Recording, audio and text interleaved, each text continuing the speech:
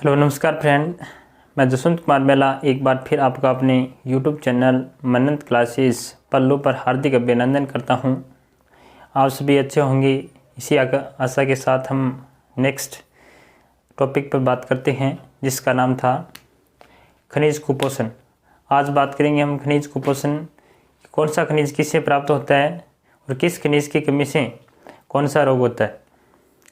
देखते हैं। सबसे पहले सोडियम का प्रतीक चिन्ह Na होता है, यानी सोडियम को Na से लिखते हैं और इसका प्रमुख कार्य होता है मांसपेशी संकुचन में, तंत्रिका के आवयव संचरण में और शरीर का विद्युत अपघटन में और विद्युत संतुलन बनाने में, यानी शरीर का संतुलन बनाने में।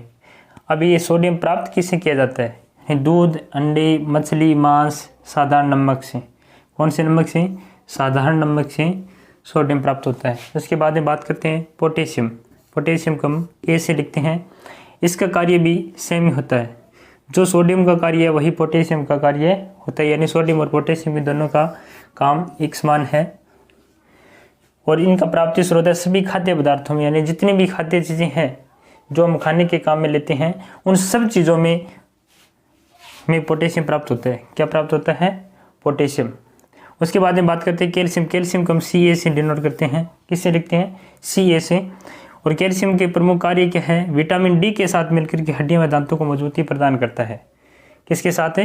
विटामिन डी के साथ मिलकर के हड्डियों व दांतों को मजबूती प्रदान करता है। और इसके प्राप्ति स्रोत के बारे में, प्रमुख स्रोत के बारे में बात करें तो दूध, हरी सब्जियां और अंडे। किससे प्राप्त होता है? दूध से, हरी सब्जियां और अंडे से प्राप्त होता है ये।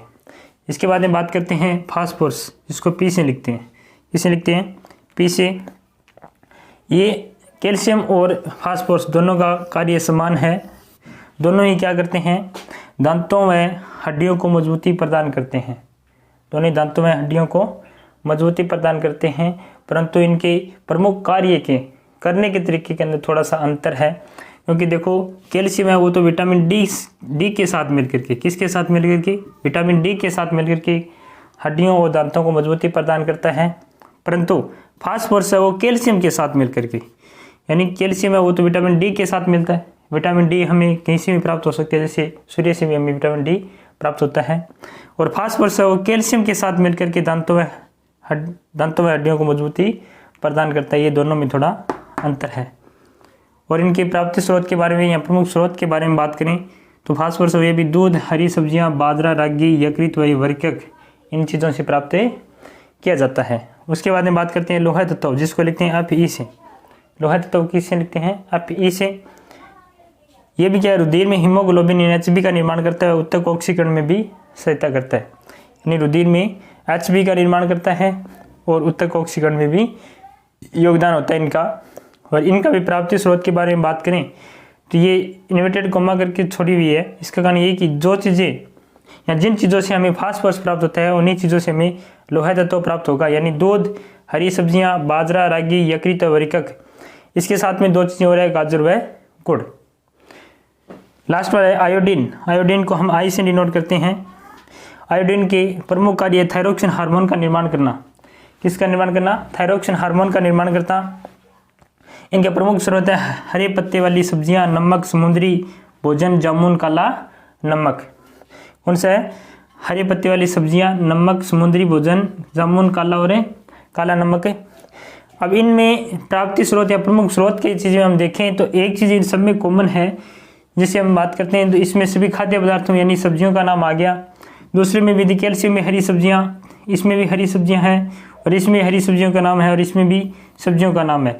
यानी इन प्राप्ति स्रोत के बारे में बात करें तो 5 में से, यानी खनिज तत्व K, Ca, P, Fe और I, इनका प्राप्ति स्रोत है हरी सब्जियां और एक दूध और दही।